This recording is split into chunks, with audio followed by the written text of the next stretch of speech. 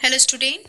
आज हम class 7 NCERT social science के civics portion chapter 1 on equality, जिसके पार्ट 1 हमने पहले वीडियो में पढ़ लिया था। आज हम सेकेंड पार्ट पढ़ेंगे। तो पहले वाले वीडियो में हमने इक्वलिटी के बारे में पढ़ा था, वोटिंग राइट्स के बारे में पढ़ा था, ठीक है, और दो स्टोरी के भी बारे में पढ़ा था, ओम प्रकाश के बारे में और अंसारीज के बारे में, ठीक है।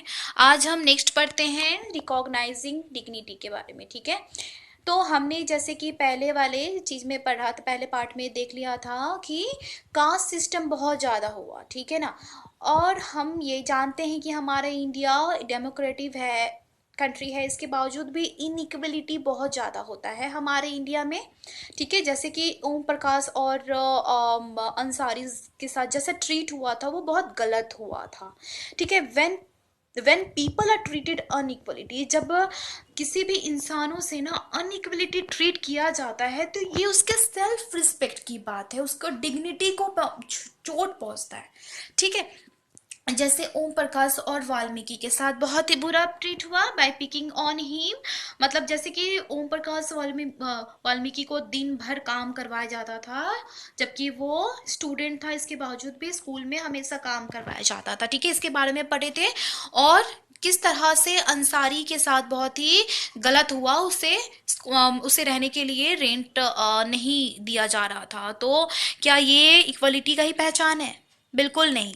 हम तो बस ऐसे ही कहते हैं कि इंडिया में इक्वलिटी है, लेकिन आज भी अनइक्वलिटी लोग ट्रीट करते हैं, तो ये गलत है। Equality in India democracy, the Indian constitution recognise every person. तो देखो क्या है ना कि हमारे इंडियन जो कॉन्स्टिट्यूशन है, मतलब हमारा इंडिया का जो लॉ है, वो हर लोगों को इक्वल समझा है, चाहे वो लड़का हो, मेल फीमेल हो, लड़की हो, या जितने भी सारे कास्ट या रिलीजन के लोग हो, ट्राइब्स हो, ठीक है, आदिवासी लोग हो, या फिर एडुकेशनल, चाहे वो पढ़ाई में कम हो, मतलब वो इलिटरेट हो या लिटरेट हो, इकोनॉमिक बैकग्राउंड, जो मतलब कुछ लोग अमीर हैं, कुछ लोग गरीब हैं, तो उन सब के लिए लॉ लॉ में इन सब को इक्वल ट्रीट किया जाता है, किसी में भेदभाव नहीं होता है, ठीक है। आगे बढ़ते हैं। The recognition of equality includes some of the following provision in constitution। First तो देखो क्या हुआ ना कि हमारे कॉन्स्टिट्यूशन में इक्वलिटी मानने के लिए लॉ ने कुछ कुछ कहा है, मतलब कुछ ऐसा प्रोविजन एक्ट किया है। जैसे कि first, the every person is equal before the law. सबसे पहली बात है कि लॉ के सामने हर लोग इक्वल है। What this mean is that every person, इसका मतलब क्या हुआ कि हर लोग, चाहे वो कंट्री के प्रेसिडेंट हो या प्रेसिडेंट से कांता जैसे औरतों जो घर में किसी के घर में जाके काम करती हैं, उन चाहे जैसे भी अलग अलग मतलब जिसका जैसा ही स्टेटस क्यों ना हो, लेकिन लॉ के सामने सब बराबर है। सेकेंड क्या है कि no person can be discriminated against on the basis of the religion. मतलब कॉन्स्टिट्यूशन का क्या कहना है कि कोई भी लोगों को उसके रेसेस, उसके कास्ट, उसके रिलीजन, उसके बर्थ प्लेस, चाहे वो गांव में जन्म ले रहे हैं या शहर में जन्म ले रहे हैं, इसके हिसाब से हम किसी में भेदभाव नहीं करेंगे। थर्ड क्या है कि हर लोग पब्लिक प्लेस को यूज कर सकता है। पब्लिक प्लेस यानी जैसे प्लेग्राउंड, होटल, शॉप, मार्केट, ये सारे पब्लिक प्लेस है। इसमें ऐसा नहीं कहता है कि ये सिर्फ ये हिंदू लोग ही अलाउ है या फिर अमीर लोग ही अलाउ है, ऐसा कुछ नहीं है, ठीक है ना। ये सबके लिए मतलब पब्लिक प्लेस, ठीक है। तो ये कॉन्स्टिट्यूट का ही कहना है। और फोर्थ क्या है, अनटचेबिलिटी हैज बीन एबोलाइज्ड, यानी जो अनटचेबिलिटी है ना, छुआछूत, तो इसका ये एकदम सख्त मना ही है। The two way in which the government has tries, देखो तो गवर्नमेंट ने बहुत ट्राई किया है कि जिससे कि इक्वलिटी आए। तो दो तरीका क्या है, सबसे पहले है कि लॉ, ठीक है, फर्स्ट थ्रू लॉ एक कानून बना दिया। और दूसरा क्या तरीका है, गवर्नमेंट ने बहुत सारे प्रोग्राम्स और बहुत सारे स्कीम का मदद लिया है कि जो लोग जो कम्युनिटी से बहुत छोटे हैं ना, और उसको उसको मतलब क्या बहुत ज़्यादा डिसएडवांटेज हो रहा है जिसे, तो उसे हेल्प करे, ठीक है। तो बहुत सारे प्रोग्राम्स का उन गवर्नमेंट ने सपोर्ट लिया, ठीक है। तो वो क्या है प्रोग्राम, आगे पढ़ते हैं।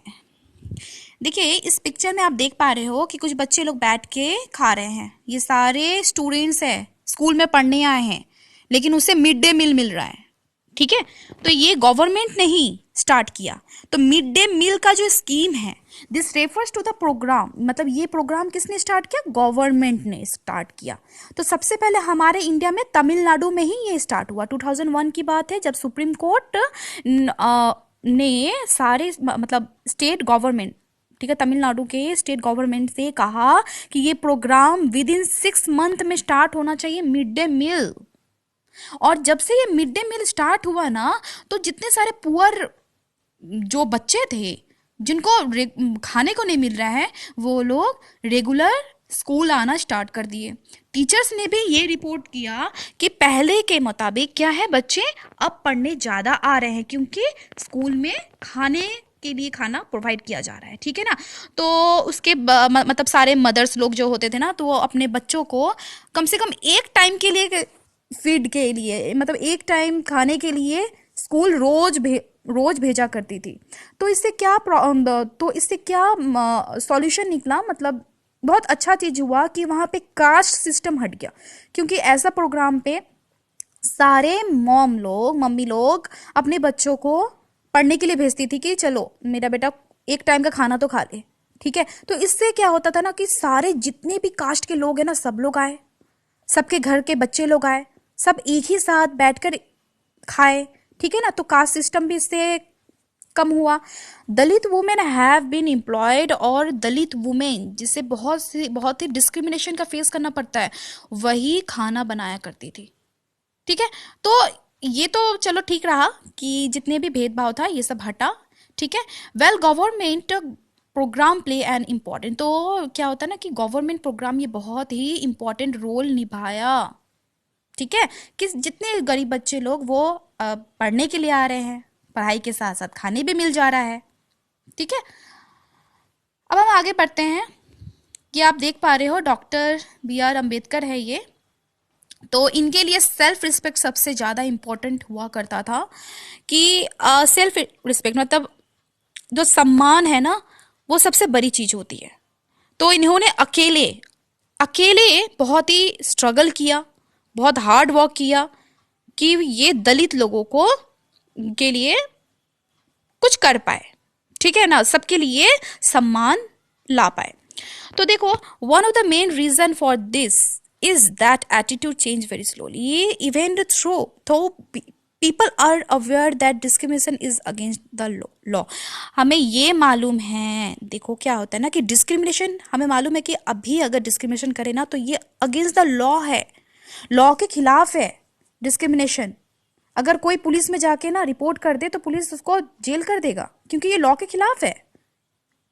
हाँ, लेकिन इसके बावजूद भी मतलब क्या होता है ना, ये जो एटीट्यूड, ये मेंटेलिटी जो है, ये लोगों का स्लोली चेंज होगा, और ये स्लोली चेंज हो भी रहा है।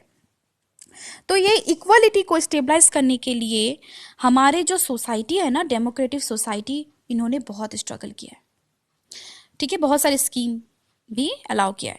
Issues of equality in other democracy, तो देखो अब हमें क्या लगता है कि ये जो इशू है ना, ये जो प्रॉब्लम है, क्या ये सिर्फ हमारे इंडिया के साथ है? हम ऐसा नहीं कह सकते हैं, ये अदर कंट्री में भी है। जैसे एग्जांपल लेते हैं यूएसए में भी ऐसा अत्याचार हुआ है। क्या हुआ था ना कि यूएसए में कुछ ऐसे लोग रहते थे जो अफ्रीकन थे, अफ्रीकन अमेरिकन्स कह सकते हैं। मतलब कि उनके दादा, उनके ग्रैंड मदर, फादर जो भी है ना, वो सब कभी अफ्रीकन में रहते थे, अफ्रीकन हुआ करते थे, लेकिन वो लोग अमेरिका में आके शिफ्ट हो गए, मतलब वहाँ पे सेटल हो गए थे, तो इसलिए उनको अफ्रीकन अमेरिकन कहते हैं। तो क्या होता था ना कि अफ्रीकन वालों को बहुत ही मतलब बहुत बुरा ट्रीट किया जाता था। तो वो लोग भी काफ़ी स्ट्रगल किए कि इक्वल राइट्स मिले उन सबको, अफ्रीकन अमेरिकन लोग को बहुत ज़्यादा ही मिले, मतलब इक्वलिटी हो, क्योंकि उन लोगों के भी साथ बहुत अत्याचार होता था, अनइक्वलिटी को फेस करना पड़ता था। जैसे एक एग्जांपल बताया जा रहा है कि एक बार की बात है कि बस में ट्रैवल कर रहे थे। तो मतलब क्या होता है ना कि जो भी बस में ट्रैवल कर रहे होते हैं ना, तो अगर अमेरिकन जो गोरे लोग उठते थे बस में, तो उसको देखकर जो भी काले लोग बैठे रहते थे ना, जो अफ्रीकन लोग होते थे, वो जब बैठे रहते थे तो वो उठ जाते थे और अपना सीट उनसे ऑफर कर देते थे कि आप मेरे सीट में बैठ जाओ। ये रूल था। लेकिन एक बार की बात है, रोजा पार्क, ठीक है, वो भी अफ्रीकन अमेरिकन थी, मतलब वो अफ्रीकन ही थी लेकिन अमेरिका में आकर सेटल हो गई थी। तो ये ना दिन भर के पूरे काम से बहुत ही टायर्ड हो गई थी और इसलिए वो वाइट मैन को, मतलब गोरे आदमी को बस में बैठने देने, सीट देने से वो रिफ्यूज करती। तो 1 दिसंबर 1955 की बात है कि वो जब मना कर दी कि नहीं मैं अपना सीट नहीं दूंगी, तो ये वाला जो उसने जो स्टेप लिया ना, सबको हैरान कर दिया। तो ये पिक्चर रोजा पार्क का ही है। आप इधर देख पा रहे हो कि जो मतलब जब ये बैठी थी ना यहाँ पे विंडो सीट में, तो ये अपना सीट ऑफर नहीं की वाइट मैन को।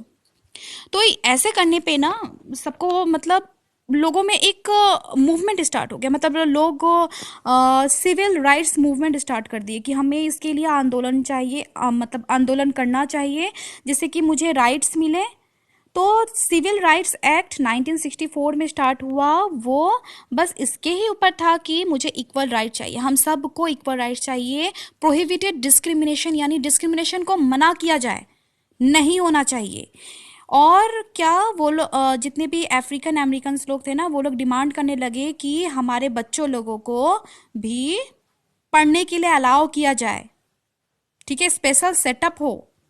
वो इसलिए क्योंकि ऐसा होता था ना कि वहाँ के जो भी प्राइवेट स्कूल हुआ करते थे और जो गवर्नमेंट स्कूल हुआ करते थे, तो दोनों का जो रेट होता था, यानी फीस जो होता था, पूरा बहुत हाई होता था, इक्वल होता था। लेकिन इसके बावजूद भी ना क्या भेदभाव हुआ करता था कि जो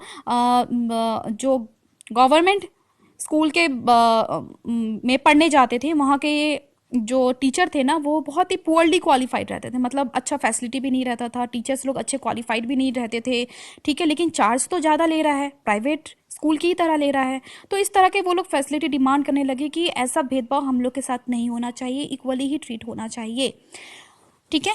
तो यही था, आपने इस चैप्टर में पढ़ा।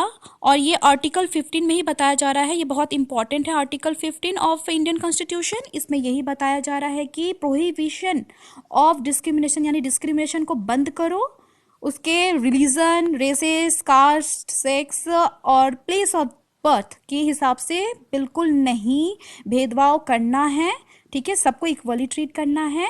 तो यही था आज का चैप्टर। तो होप सो आप लोग को पसंद आ गया हो। मिलते हैं नेक्स्ट वीडियो में। Till then take care.